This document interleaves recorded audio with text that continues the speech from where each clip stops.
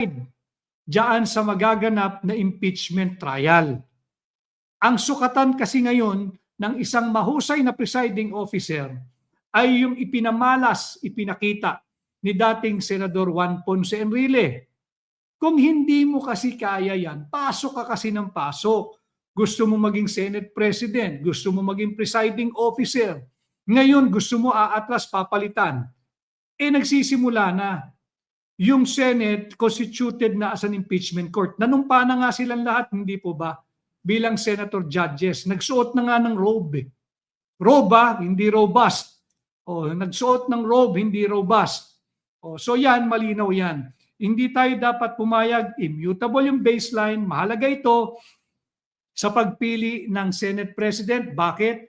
Bilang pagrespeto at pagtaguyod sa ating saligang batas, sa pag-usad ng impeachment court dito sa impeachment laban kay VP Inday, ang 2/3, ang denominator ng 2/3 to get a conviction ay 24. Hindi pa pwedeng bumaba. Hindi pa pwedeng bumaba, immutable yung 24 na yan. At panghuli, yung nagiging usap-usapan din lately, yung CONAS. Yung CONAS, hindi rin tayo dapat pwedeng pumayag na ibaba rin nila yung threshold pagdating sa pagpayag o approval ng Senado. Hindi pa pwedeng hindi 3/4 o mababa sa 3/4. Ang 3/4 is 18. So pag ginalaw natin yung 24 denominator, bababa rin. Yung bilang ng 3/4 na yan, maaring 16, 15, 14. Malaking kalokohan, hindi yan ang naging layunin at desisyon ng mga nagsulat at naglimbag ng ating saligang batas. So ito po ang ating live podcast today, Immutable 24 versus Senators Fake Win. Ang kailangan lang solusyon ni Senator Fake Win Gatchalian, manungkit ka pa ng isa. Di may 13 ka na, o di tapos na, subalit, para po paglilinaw itong ating Immutable 24 versus Senators Fake Win. Ngayon po ito, ngayong araw na ito, July 10, nagsimula po tayo 5 p.m., 12 pa rin po yung grupo ni Senator Sherwin Gatchalian. And again, if Sherwin Gatchalian, Senator Win, kung gusto mo, if you want to win the Senate presidency, you must anchor your victory according to the constitutional provisions. Walang shortcut. Di ba? So dalawang grupo lang, yung grupo ni Senate President kasalukuyan, Alan Peter Cayetano, ang maaring maghatid ng petisyon sa Korte Suprema, o yung grupo ni Senator Fake Win Gatchalian, dahil inaangkin niya na siya ang presiding officer ng impeachment at siya raw ang kasalukuyang Senate President pro tempore. So yun, dapat siya ang maglagay ng petisyon diyan sa Korte Suprema. Hindi ko sino-sino. Huwag na kayong gumamit ng PON. Siyempre, yung grupo nung kasalukuyang mayorya, yung grupo ni Senate President Alan Peter Cayetano, bakit naman sila magpepetisyon? Siya yung talagang may majority. Ang dapat mag-present ng challenge diyan ay yung grupo ni Senator Fake Win Gatchalian para hindi ka na nababansagang fake win. Tuhanin mo yung tagumpay mo. Isang senador na lang ang kailangan mo. Naglabas ka ng picture, I don't know if it's updated or real time, kahapon, kasama mo yung isa pang senador at lumakas yung ugong, bulong-bulungan, nasasama na sa inyo. If that is the case, ulitin ko, walang problema. Pag nakuha mo yung 13, walang sino man ang pwedeng mag-question sa'yo na ikaw ang Senate President pagka meron ka 13. Pero hanggat wala, huwag kang umasta na ikaw ay yung presiding officer of the impeachment court. Hindi biro yan. Hindi biro-biro yung ginagawa mo, and you could be made liable for usurpation of authority. But again, depende yan sa grupo nung kasalukuyang mayorya. Bakit mahalaga na immutable yung 24? Marami pong salamat sa maghahalos 4,000 live viewers po natin. I hope, Fed de la Paz, na paliwanagan ko yung umiikot na resolution ng advisory notice ng Supreme Court. Yun ay dinismiss dahil wala siyang legal personality na mag-file ng petisyong kanyang i-file. No? para lang klaro sa iyo. Maraming salamat sa pagsubaybay mo, Fe de la Paz. Sabi ni Enaj Iro, makinig ka raw, Senator Faye Gatchalian, para hindi ka na nababansagan na Senator Faye. No? So, bakit mahalaga na immutable yung 24? Mahalaga na immutable yung 24 para po magkaroon tayo nung tinatawag na institutional preservation. We have to preserve the Senate bilang co-equal branch of the government. May executive ka, may legislative ka, the lower house and the upper house, and the judiciary. And again, as a constitutional purist, I'm referring to myself pagdating dito sa usaping constitutional provisions, non-dilutable, hindi pwedeng lusawin, non-adjustable, at non-negotiable ang mga sagradong probisyon ng ating saligang batas. Bakit? Yung mga probisyong kagaya ng ating pinag-uusapan ngayon, ilan ba talaga ang denominator? 24 po talaga yan. Bali-baliktarin mo man ang basa mo dyan, itaktak mo man yung kopya mo ng saligang batas, yan ay nagsisilbing constitutional firewall. Ano yung constitutional firewall? Constitutional firewall para hindi abusuhin ng executive department ang legislative department.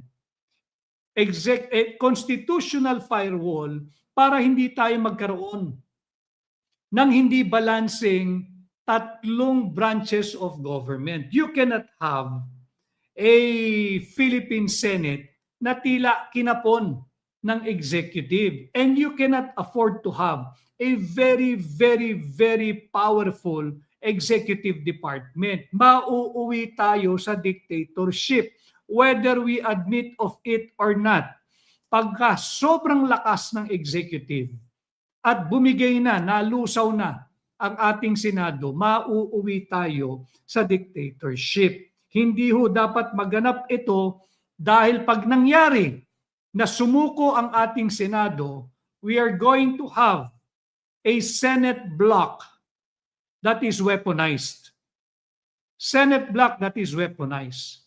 Kawawa tayo pag hinayaan natin ang ganitong pagtrato sa ating saligang batas. Ano? And the reason bakit tayo bumoboto ng senador at large, di ba hindi naman distrituhan ang botohan ng senador?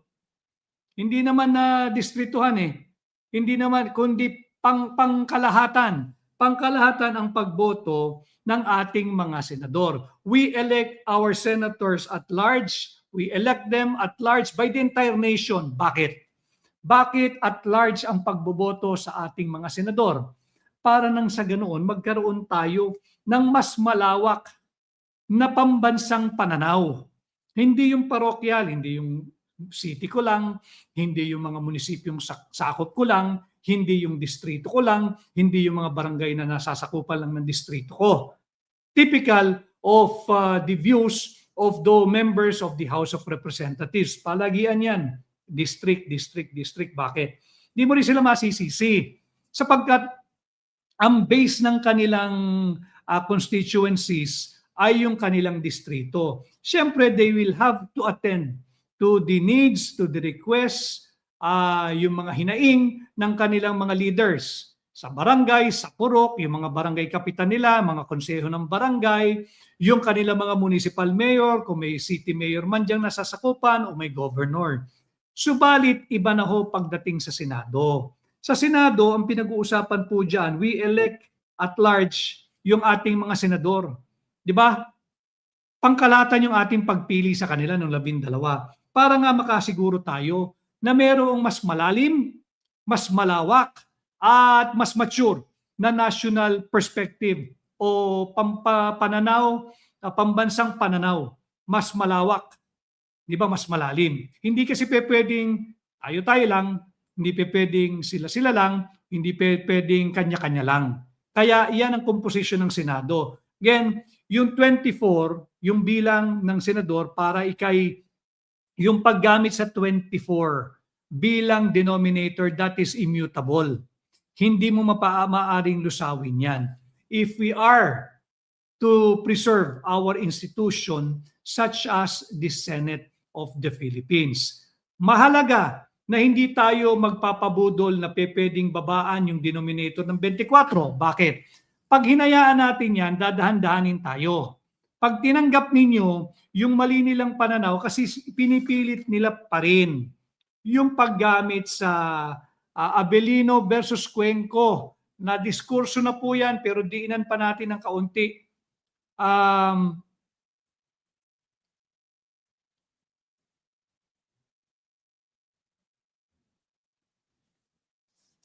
Diinan pa natin ng onti.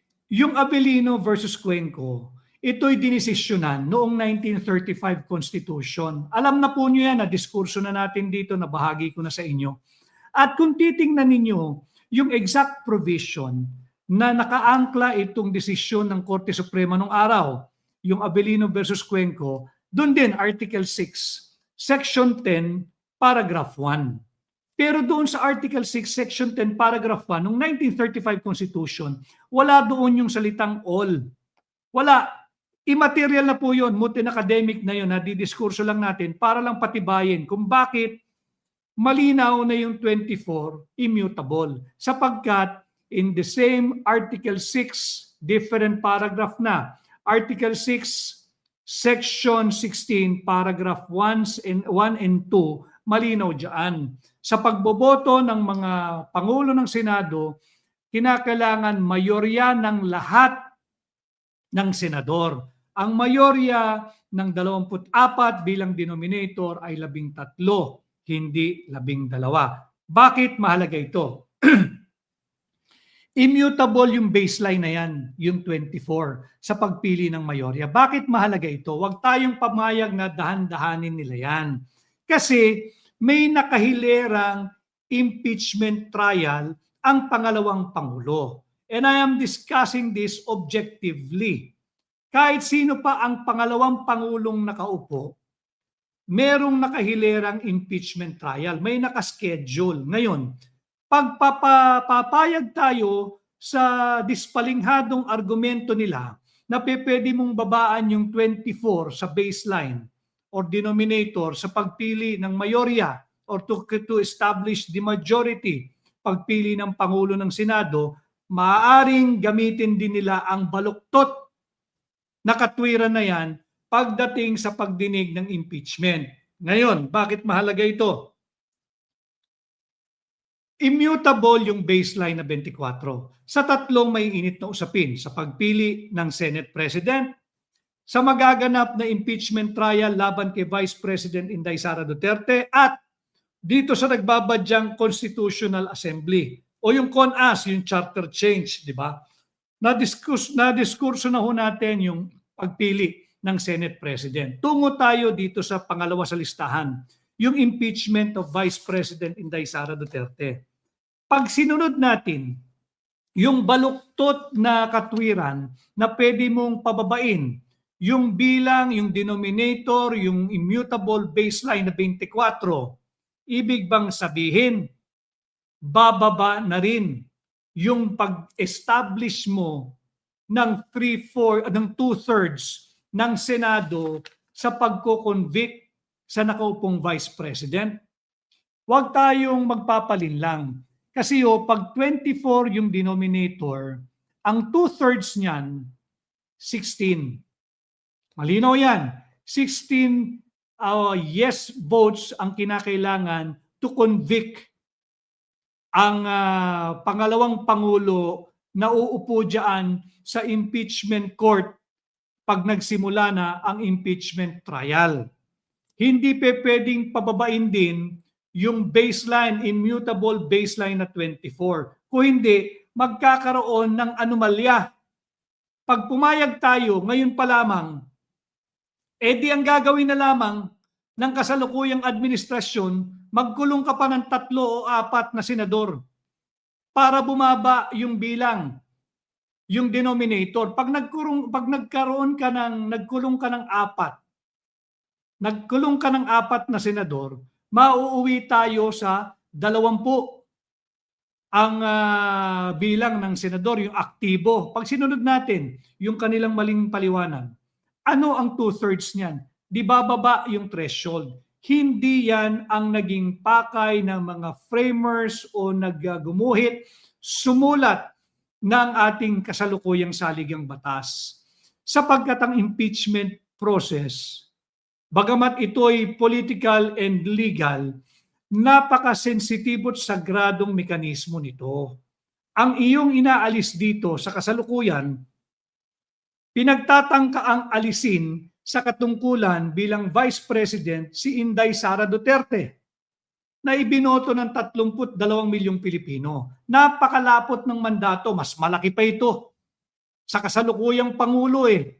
Mas malaki ang naging boto ni Vice President Inday Sara kesa kay Bongbong Marcos. Ngayon, sa pagdidinig ng kasong impeachment sa kanya, sa articles of impeachment, pag sinunod natin itong maling direksyon na maaring babain o pababain yung denominator at hindi na 24, it will follow soon, very, very soon, if we will allow it, pati yung pag-establish o pagbibilang ng two-thirds hindi na ng 24.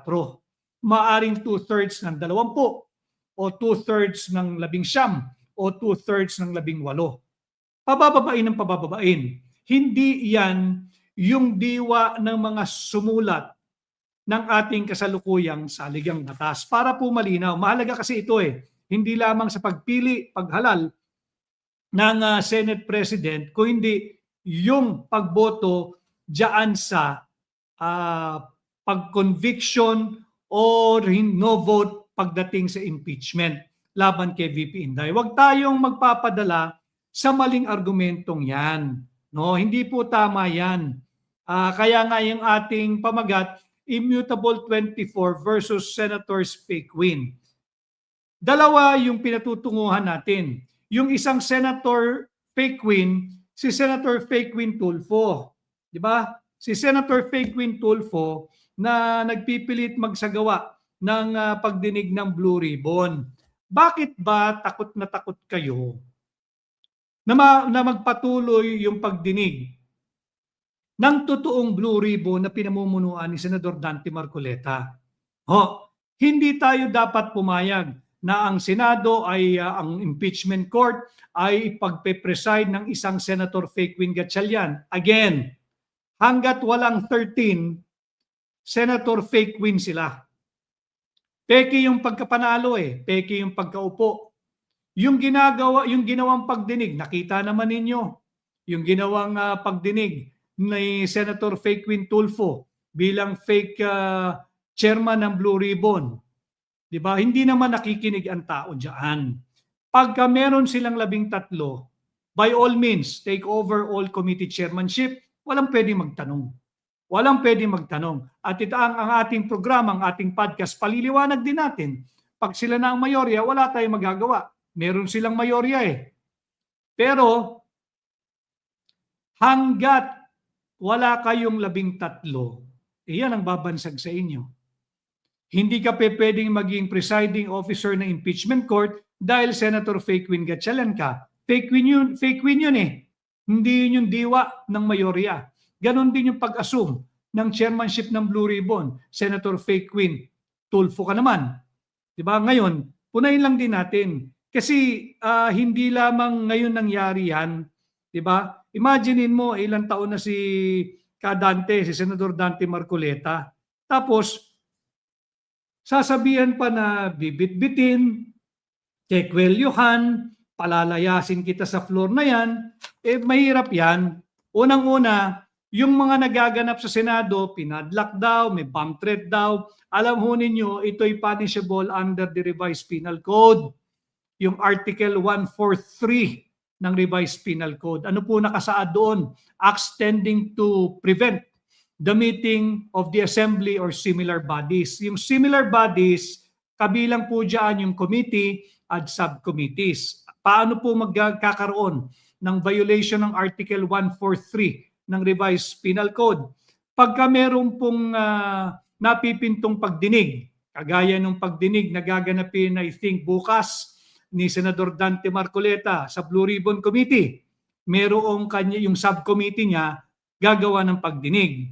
Ngayon, kahit na sinong tao, whether NBI, whether PNP, whether OSAA, whether AFP, kahit civilian, the offender who may be any person prevent such meeting by force or fraud. Kawawa ho dito, sa totoo lang, dapat maisip ito nito mga senators fake win. Kawawa dito yung empleyado ng Senado. Alam mo ninyo, yung mga nanonood na empleyado ng Senado, maraming salamat po sa halos 4,000 live viewers natin. Patuloy po sana kayo na mag-engage. Patuloy po kayo mag-comment, mag-react. Ang pakiusap ko po, munting lambing, paki-share po ninyo ang ating podcast, yung nasa Facebook, at patuloy po kayong mag-follow, at yung nasa YouTube, patuloy po rin kayong mag-comment, mag-react, paki-share po ninyo, at mag-subscribe po kayo. Marami pong salamat. Sabi ni Baby Lixie, Menor Baby Lixie, ang pagkakaalam ko ay tuloy yung gagawing pagdinig ng Blue Ribbon Committee, yung subcommittee ni pinamumunuan ni Senador Dante Marcoleta. Kaya nga, pinag-uusapan natin, pagka hinarang yung pagpasok ng kahit na sinong senador para gampanan ang kanyang trabaho diyan sa Senado, yan po'y paglabag sa Article 143 ng Revised Penal Code.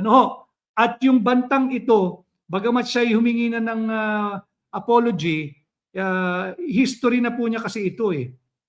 Mamaya talakayin natin. Yung pagsabing bibit-bitin kita, kikwelyuhan kita, alam mo ninyo, si Senador Dante Marcoleta, malakas ho yan.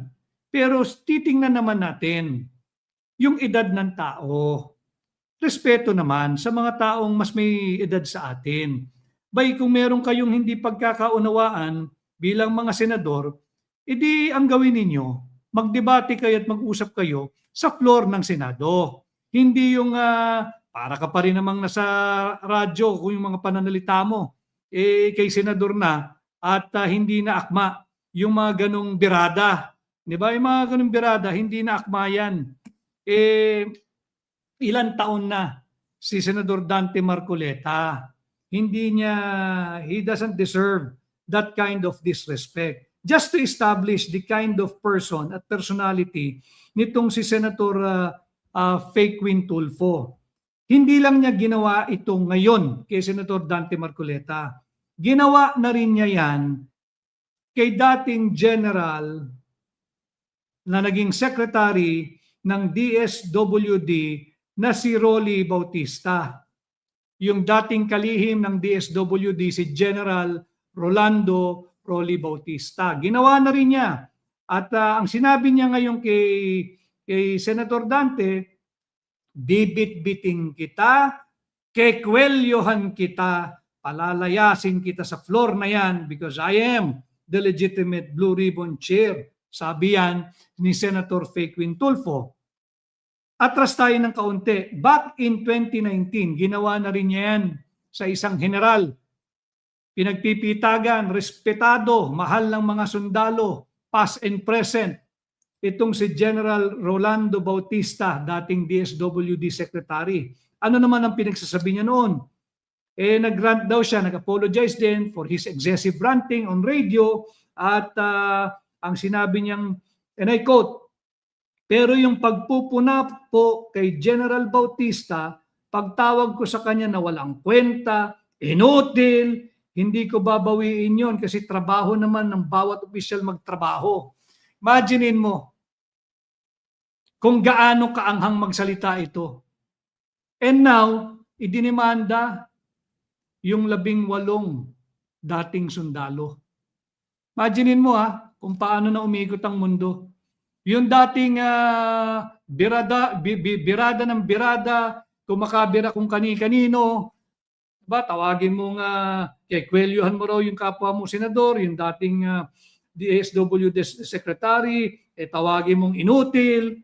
Ngayon, nung naglalahad, yung dating 18 sundalo, yung 16 ay dating Marines, yung 2 ay dating miyembro ng Philippine Army, idinimanda. Saan ka naman nakakita nun? naging senador ka na kung kailan ka naging senador at saka ka naging onion skin. Come on, you can be better than that, Senator Faquin Tulfo. Hindi pwedeng ganyan. Hindi ka pwedeng onion skin. Kung makabira ka dati sagad hanggang buto Bakit ngayon naglalahad itong 18, ang pinakamatibay na armas dyan, harapin mo. Sana hinarap mo doon sa subcommittee level. Doon ka makipagtuos. Talaga bang nakita mo ko? Tinanggap ko? Kailan? Saan? Ano suot ko? Kumprontahin mo. Kung wala kang tinatago. Diba? Kung wala kang tinatago. Pero kung meron kang tinatago, may problema ka nga talaga. Tatakbo ka ngayon dyan sa husgado at you're going to use yung cyber libel o yung libel law pang-intimidate dito sa 18. Yung banta, bagamat siya'y nag-apologize na, pero pag-usapan lang natin dahil pinipilit pa rin nila na sila yung bagong mayorya. Hindi nga. Senators Faquin Gatchalian at Senator Faquin Tulfo, kumuha kayo ng 13, tapusin ninyo ang usaping ito. Get 13, tapos ang usapan. Nobody, no one, wala man kailangan magpunta sa Korte Suprema, settle it. Get 1, get 2, get 3. Pinakamaganda kung kaya ninyo. Tapos ang usapang yan. Pero hanggat wala kayong tunay na mayorya, enjoy the moment na kayo ang minority. Use all available parliamentary tool para makipagtuos kayo sa mayorya. Pero hindi yung brasuhan. Di ba? Hindi pwede yung brasuhan. Kagaya nung nangyayari ngayon, yung outburst mo dati, outburst mo rin nung makailang araw, laban kay Senador Dante Marcoleta.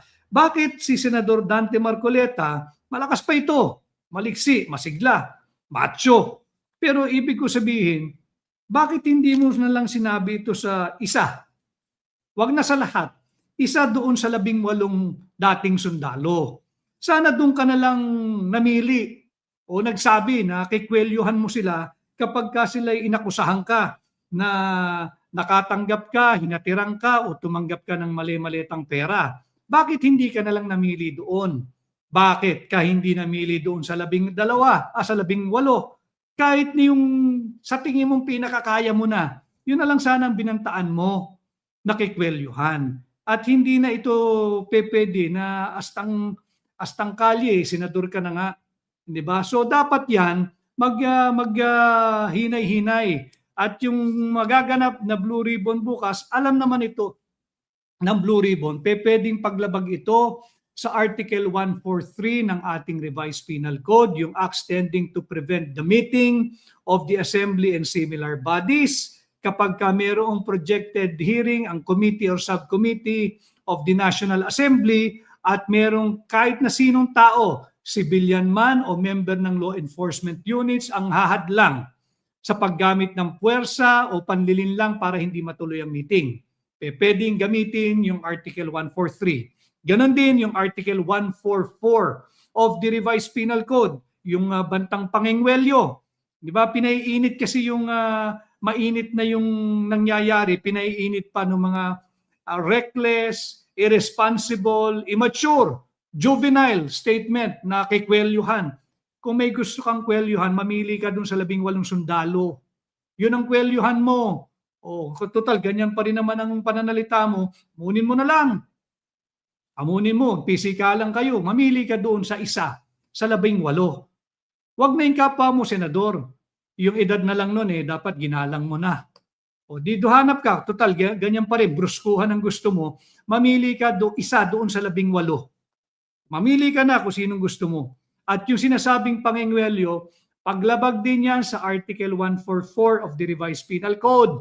Ano ibig sabihin nun? Yung disturbance of the proceedings. Pagka mayroong nagaganap na pagdinig, session ang Kongreso o kaya pagdinig ng mga komite or subcommittee nito at mayroong nanggugulo, ginugulo yung pagpupulong kagaya ng magaganap na Blue Ribbon at habang ginagawa ang pagdinig may manggugulo, maaaring idemanda ng paglabag ng Article 144 of the Revised Penal Code. At panghuli, yung paglabag sa violation of parliamentary immunity. Article 145 naman yan ng Revised Penal Code. Kapag merong gagawing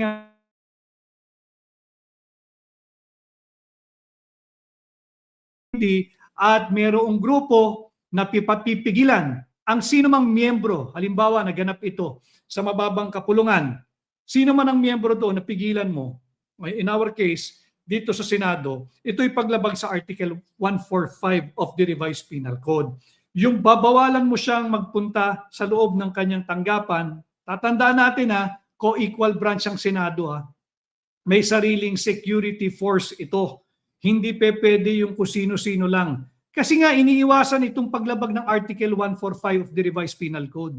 Kasi nga iniiwasan yung paglabag sa Article 143 ng Revised Penal Code. Yung pagpigil sa kahit na sinong tao sa isang mambabatas na gampanan ng kanyang trabaho.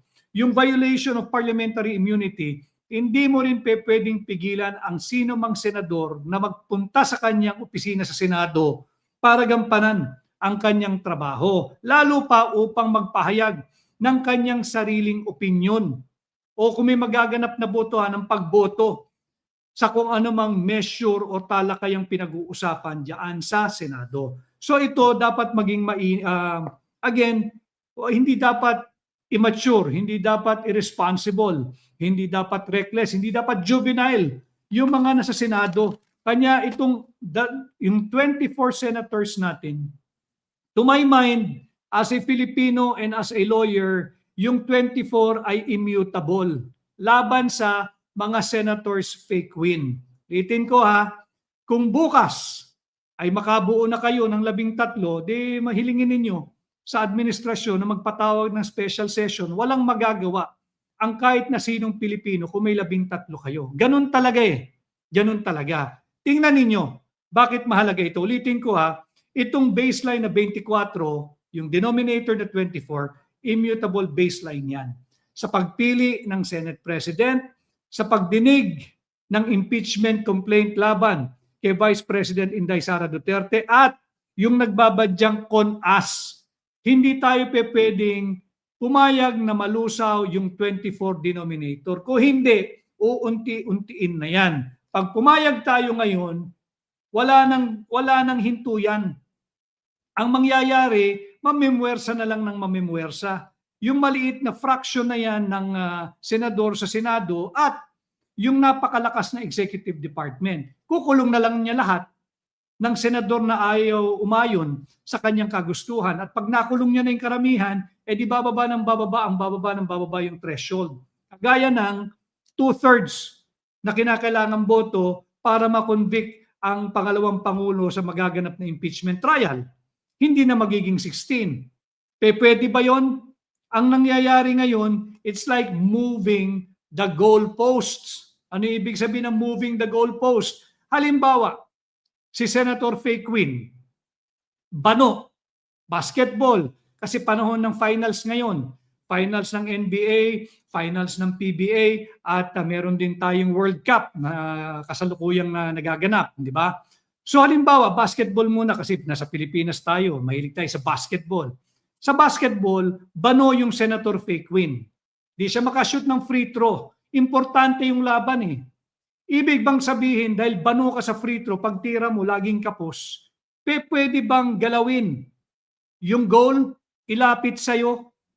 Ganyan din yung ginagawa na pagbababa sa denominator na 24. Moving the goalpost. Para lang makabuslo ka, dahil nga ka sa free throw at all-important game on the line. Kailangan ka makabuslo ng free throw, gagalawin yung goalpost. Ilalapit sa'yo para umabot na yung tira mo at makabuslo ka na, makashoot ka, maka-score ka naman. O dili kaya, hindi gagalawin yung goalpost, papalapitin yung free throw line. Hindi na yung standard, iiksian para lang umabot yung tira mo, hindi nakapos. Bawal yan. Bawal yan. Kung bawal sa basketball yan, higit na bawal sa ating konstitusyon. Panguli, football, yung mga mahilig sa World Cup. Halimbawa, free kick. Free kick. Ka rin talagang sisipa ng free kick. Pwede bang galawin yung goal? Para kung ang sipa mo papuntang kaliwa, iuusog nila yung goal sa kaliwa para pumasok ang iyong sipa. Pagka naman papuntang kanan, ang iyong sipa, pwede bang galawin yung goalpost? Kung hindi pwede sa football, mas lalong hindi pwede na galawin ang denominator na yan ng ating saligang batas. Kung hindi, masisira ang diwa ng demokrasya. Masisira at masasalaula ang ating saligang batas. Kaya payong abogado, payong bilang Pilipino, yung mga nagnanais maging mayorya, immutable yung 24. Huwag ninyong pilitin yung mga senators fake win. Yung blue ribbon, mahalaga sa mamamayang Pilipino. Nakita naman ninyo, bakit ba ayaw ninyo? Ayan, may sagot sa iyo si Jovenal Potes Agor Jr. Bendalo daw kasi, sabi ni Mr. Robust. Ito problema. When you bend the law and you have a dose of Robust, nakainom ka ng Robust, you bend the law, paano yan? Yung nagiging issue ngayon, bend the legs daw or spread the legs.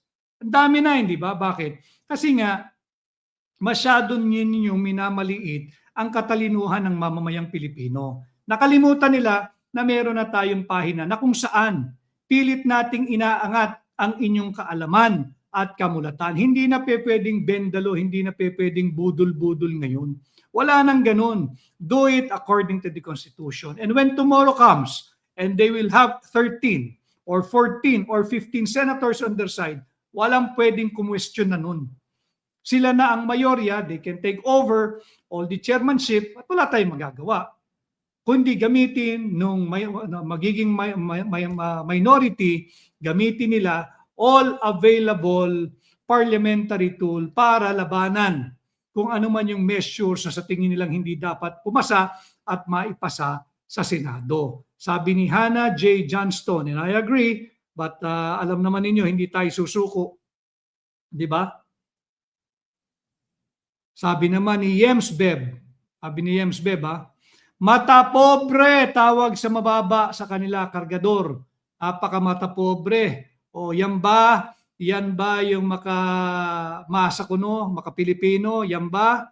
Ako po naman, si Alma. Maraming salamat si Alma, present si Alma, Yulo Mamosto, maraming salamat. At syempre, patuloy pa rin tayong pinagtatanggol ni Alma, maraming salamat. Tama rin yung sinabi ni, lalagay natin. Bakit ko sinasabi na kung meron na silang 13, 14, or 15, yan po talaga yung tyranny of the majority. Wala tayong magagawa Majority rules, majority wins. Pero hindi pwede na yung 12, tabla yun Di ba? Tabla yun. Sa eleksyon niya, pag nagtabla, toss coin Hindi pwede yung nagtabla, mag-aagawan kung sinong unang maupo sa office of the mayor, siya mayor. Walang ganun. Toss coin niya sinisettle pag tabla O lalo pa dito sa Senado. No? Sabi ni Ruth Sin, maraming salamat sa iyong pagsubaybay. Sabi naman ng isa, alam ninyo, walang problema kay BP Inday yung majority na yan Para lang po klaro tayo, lagay natin sa tamang konteksto at objective tayo. Question ba ni BP Inday at ng kanyang mga abogado nung pinaspas yung pagpasa nung panibagong articles of impeachment na ngayon ay nasa Senado?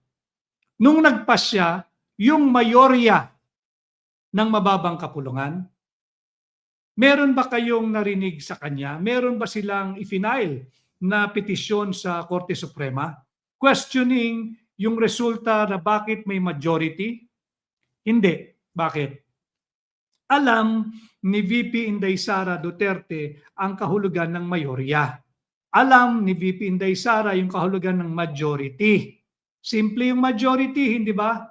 Simple yung majority. Bakit hindi maunawaan ng mga nagbubulag-bulagan at nagmamanhid-manhiran itong simpleng majority ng 24 ay 13? Mahalaga ito, ulitin ko, yung immutable baseline sa pagpili ng ating Senate President. Bakit? Sapagkat nariyan yan sa ating saligang batas. Pag dumating yung panahon na may mayorya si Senator Faquin Gatchalian, di siya na ang Senate President. Minority na. si Senador Alan Peter Cayetano at magkakaroon tayo ng Senate President Sherwin Gatchalian. Pero hanggat wala ka pang mayorya, huwag mong ipilit yan. Huwag mong sirain ang ating saligang batas. Huwag mong lituhin ang kaawa-awang empleyado ng Senado. Pag nagsimula ang ating impeachment trial in relation yung moving the goalpost, hindi ka makabuslo sa free throw dahil bano nga eh. Hindi makashoot eh. Pwede mo bang ilapit yung goal? Yan yung nangyayari. You cannot and we should not permit them to change the rules while the game is ongoing. Imaginein mo bano. Si Senator Faye Quinn, bano. Hindi makashoot ng free throw. Third quarter, pwede bang sabihin ng commissioner ng ligang yan, binago ko yung patakaran. Maaari siyang lumapit para makashoot siya ng free throw. Hindi pwede yan. Ano naman ang relasyon ng hindi pagpwedeng yan? Merong kasing ipinapasa na Senate Proposed Resolution number 430. Ito, Senate Proposed Resolution number 430. Ano linalaman nito? Na maaari daw palitan, maaring mag-elect yung majority of the members present, maaari silang mag-elect ng isa pang senador na maging presiding officer ng impeachment court. Bakit natin babaguhin? Umuusad, gumugulong na yung impeachment case diyan sa Senado laban kay VP Inday Sara.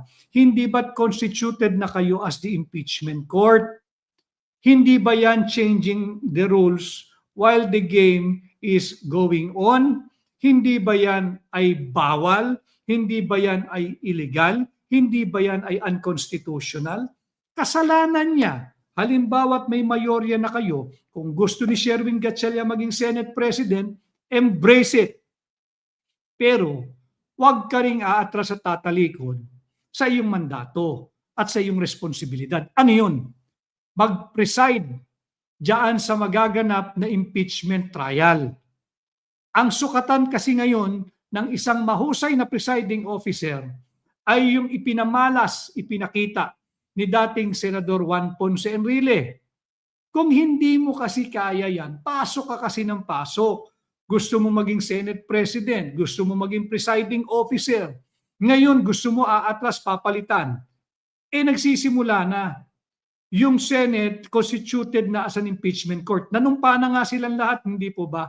Bilang senator judges, nagsuot na nga ng robe. Robe hindi robust. Nagsuot ng robe, hindi robust. So yan, malinaw yan. Hindi tayo dapat pumayag, immutable yung baseline, mahalaga ito sa pagpili ng Senate President. Bakit? Bilang pagrespeto at pagtaguyod sa ating saligang batas, sa pag-usad ng impeachment court dito sa impeachment laban kay VP Inday, ang 2/3, ang denominator ng 2/3 to get a conviction ay 24. Hindi pwedeng bumaba. Hindi pwedeng bumaba, immutable yung 24 na yan.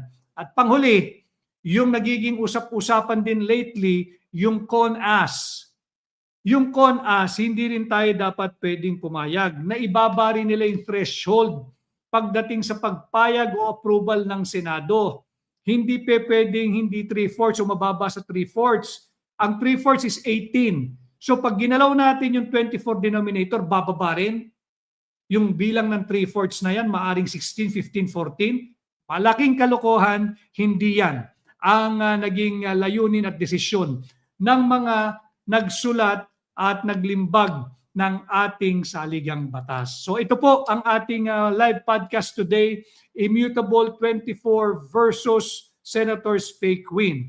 According to may nakikita ko advisory, matutuloy yung Blue Ribbon Committee hearing bukas ng subcommittee ni Senador Dante Marcoleta. Atin pong antabayanan, subaybayan, ano pang maririnig natin.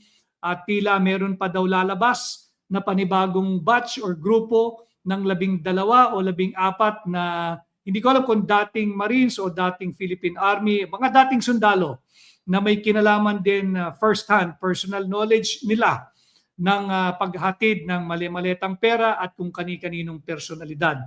Antabayanan po natin yan at ating patuloy na hingin na panagutin ang lahat ng dapat managot diyan sa trilyong pisong pagnanakaw ng pondo nating mga Pilipino.